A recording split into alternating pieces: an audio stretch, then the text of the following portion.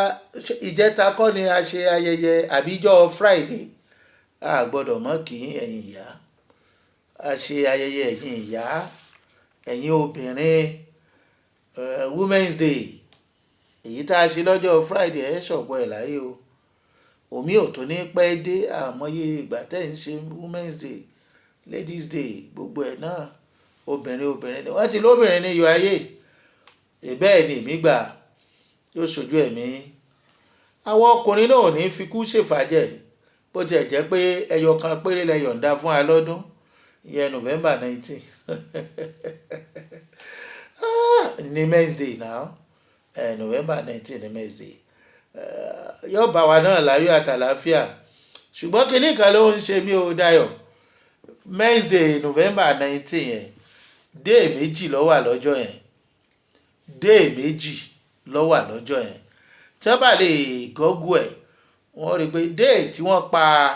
Men's Day pọ̀ mọ́ kọ́lọ̀ ń ṣàánú wọn kò ti ní àwọn ìyá wa ní wúrà bàbá ní jíngí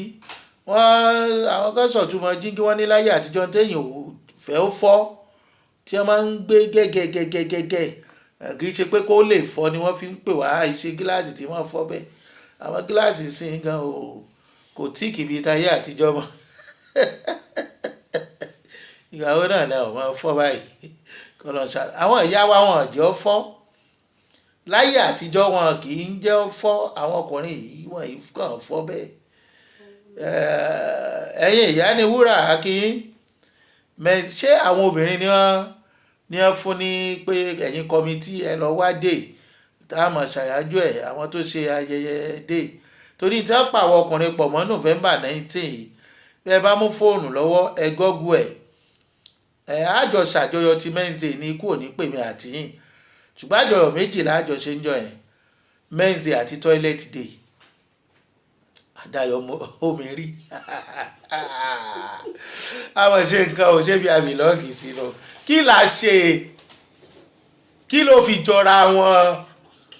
kí là kàn yí kẹ̀ bí àṣà olúwayé arú bàtálẹ̀ Dayọ̀ àwọn obìnrin ló ṣe kàlẹ́ndà dé yìí o ṣé bẹ́ẹ̀ lẹ ṣe fẹ́ràn wa tó tóbi wá jẹ́ ọjọ́ tọ́ílẹ̀tì lẹ fi àyájọ́ àwọn ọkùnrin sí ok ayé ní kàná obìnrin náà sì láyé ok á bá wa láyọ̀ àtàlàáfíà ṣùgbọ́n mọ̀ pé mi nìkan kọ́ lọkùnrin gbogbo àwọn onípò gbogbo ọba tọ́jọ́ ọkùnrin pátá àjọ ṣe ayẹyẹ ìlọ́jọ́ yẹn náà ni àní sínú tọ́ílẹ̀tì náà torí àní ṣe kinní kan rìn ok náà ẹ já tẹ̀síwájú lórí ètò tòní máa lọ kóòtù lọ́kọ láya Men's Day Toilet Day wọ́n ní ìdáṣọ bojú.